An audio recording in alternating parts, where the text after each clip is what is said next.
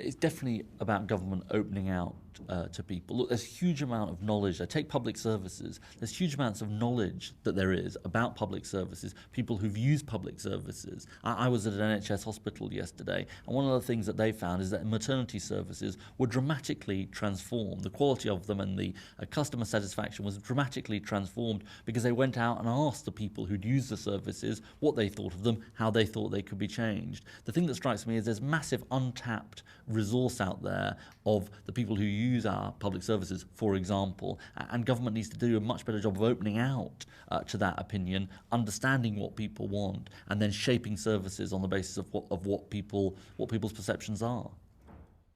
Well, I don't think it's what people should be doing, because I think this is a very important point to make. Lots of people have much better things to do with their lives than giving government feedback about services, but often people will feel moved to give feedback and will want to do it not just on behalf of themselves, but on behalf of other people. It's particularly the case if they've had not such a good experience. Lots of people have great experiences with public services, but if you've had not such a good experience, often I will find people say, well, I know it couldn't do anything for me to change the experience, but I don't want other people to be in that position. So I think there's big untapped resources there of asking people and getting a sense from people what they think of services and how they think they can be improved.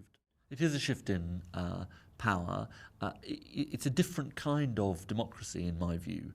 It is seeing representative democracy as playing an important role, and it's also not romanticizing the fact that everyone wants to sit on committees. Oscar Wilde once said the problem with socialism is it takes too many evenings. What he was saying was, lots of people just want to get on with their lives. I think that's a very important thing to remember. Having said that, when people see things as being wrong, they don't anymore want to say, I'll trust the expert, I'll trust the politician to sort it out. So for example, take an example like policing. People want to have a sense that they can control or they can have a say over local policing priorities.